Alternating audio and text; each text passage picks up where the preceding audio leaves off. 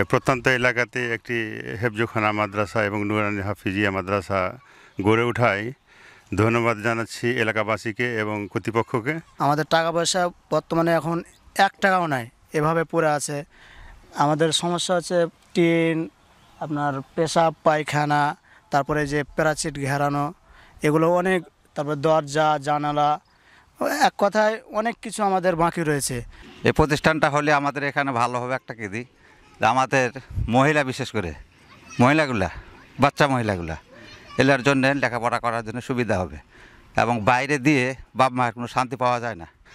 এবং অর্থনৈতিক সংকট দেখা দেওয়ার কারণেই আমাদের এই কাজটা, নির্মাণ কাজটা বন্ধ হয়ে রয়েছে। অতএব প্রবাসী ভাইদের নিকটে উদাত্ত আহ্বান জানাচ্ছি, এই প্রতিষ্ঠানে তারা যদি সহযোগিতা করতেন তাহলে আল্লাহ এবং রাসূলের আদর্শ বাস্তবায়ন হতো, পাশাপাশি সওয়াবের দুনিয়াবি এবং আখিরাতি কামিয়াবি হাসিল করা হতো।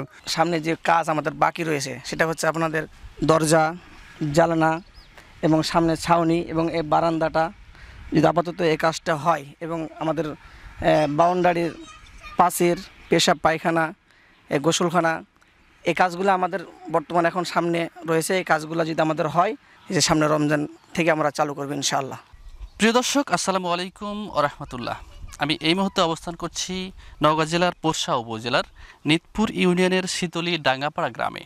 প্রিয় দর্শক, আপনারা দেখতে পাচ্ছেন যে এখানে একটি মাদ্রাসা, একটি হাফেজিয়া মাদ্রাসা এবং এতিমখানা নির্মাণাধীন চলছে, এবং এইটি নির্মাণ করতে গিয়ে যারা উদ্যোক্তা রয়েছেন তারা আর্থিক সংকটে পড়েছেন। তারা মূলত আমাদের সম্মানিত দেশি এবং প্রবাসী ভাইয়েরা যারা দানবীর, দানশীল, এ ধরনের ধর্মীয় প্রতিষ্ঠানে যারা দান করে অভ্যস্ত, যারা দান করতে চান, তাদের উদ্দেশ্যেই আজকের এই ভিডিওটি। প্রিয় দর্শক, এই মাদ্রাসাটি যারা তৈরি করছেন সে সমস্ত উদ্যোক্তারা আমাদের পিছনে রয়েছেন, এলাকাবাসী রয়েছেন। আমরা তাদের সঙ্গে কথা বলবো, তাদের লক্ষ্য এবং উদ্দেশ্য সম্পর্কে আপনাদের জানানোর চেষ্টা করব। আসসালামু আলাইকুম ওয়া রাহমাতুল্লাহ। আসসালামু আলাইকুম ওয়া রাহমাতুল্লাহ। আমি মোহাম্মদ তাজউদ্দিন বালা সৈয়দ মসজিদে সুদীর্ঘ 10 বছর থেকে এখানে আছি। আমার বাড়ি হলো সাপাহার। তা আমি এখানে ঘোরাফেরা করতে দেখি যে আমাদের অত্র অঞ্চলে বেশ কিছু গ্রাম রয়েছে যেখানকার কমলমতি মেয়েরা শিক্ষা দীক্ষার জন্য অনেক দূর দূরান্তে যায়। এখানে একটা প্রতিষ্ঠানের আসলে প্রয়োজন মনে করে আমি আমার ভাই মোহাম্মদ দুরুল হুদা ভাইকে প্রস্তাব দিলাম যে আসলে এখানে একটা ধর্মীয় প্রতিষ্ঠান যদি হতো, তাহলে আমাদের মেয়েরা সব দূর দূরান্তে লেখাপড়া করতে যায়। মহিলারা আসলে মহিলারা দূরে পড়াশোনা করতে গেলে অভিভাবকরা আর অনেক সময় শান্তি পায় না। তো ভাইকে প্রস্তাব দিলাম। ভাই উনি স্বতঃস্ফূর্তভাবে ওনার বাবার জন্য 16.5 শতক জমি, অর্থাৎ 10 কাঠা জমি তিনি দান করেছেন। এই দানের প্রেক্ষিতে আমরা কয়েকজন ভাই একত্রিত হয়ে নিজের কাছে যা ছিল এটা নিয়ে, এবং এলাকায় প্রতিবেশী এলাকার মানুষের সহযোগিতায় আমরা এই কাজটা শুরু করেছি।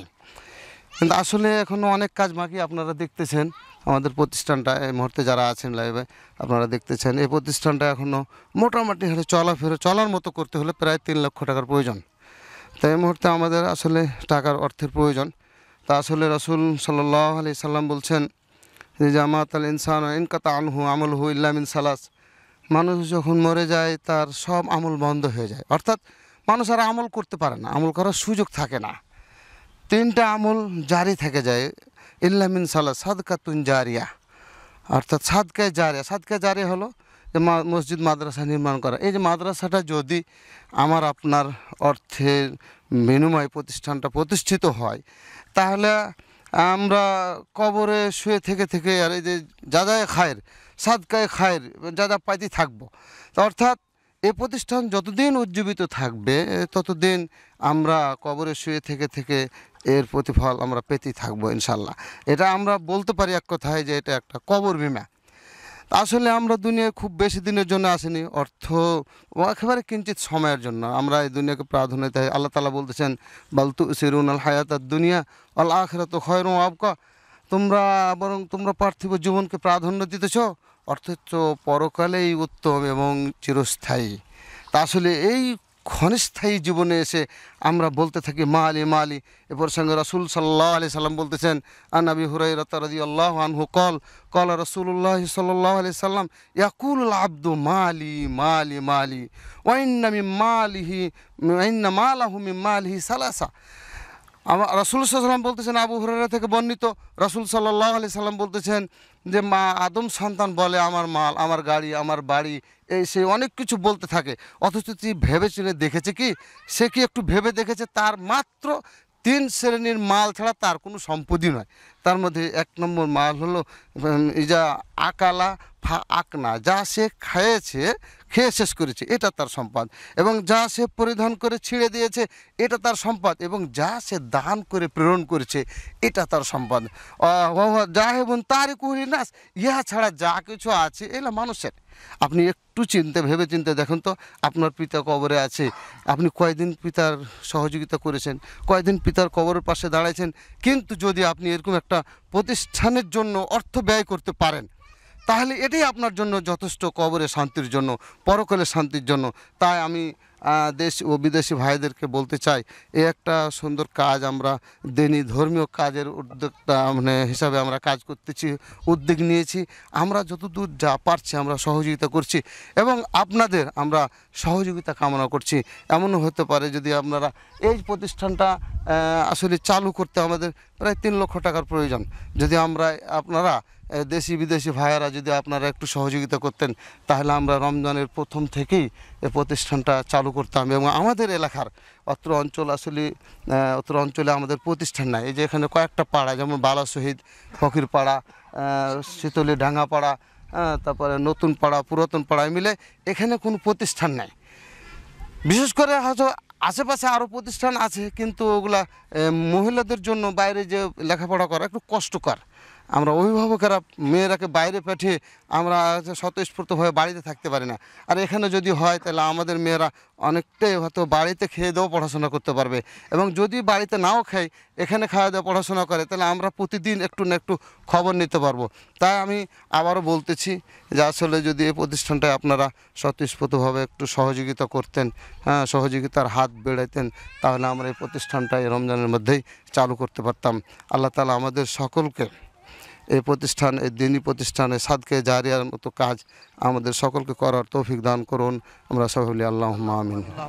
ধন্যবাদ আপনাকে। আসলে এই এলাকার নারী শিক্ষার্থীদের, মেয়েদের শিক্ষার্থীদের কোরআনের শিক্ষার কথা চিন্তা করেই তাদের হয়রানি দূর করতেই মূলত এই এলাকায় এ ধরনের একটি নারীদের জন্য দিনী শিক্ষা প্রতিষ্ঠান গড়ে তুলছেন এই সমস্ত সম্মানিত উদ্যোক্তাগণ। দর্শক, আপনাদের সহযোগিতা পেলে তারা হয়তো খাদেম হিসেবে কাজ করতে পারবে, কিন্তু আপনাদের দেওয়া অর্থই এই প্রতিষ্ঠানে ব্যয় হবে এবং এই প্রতিষ্ঠানটি অত্যন্ত সুন্দরভাবে পরিচালিত হয়ে আসবে, এমনটাই বলছিলেন।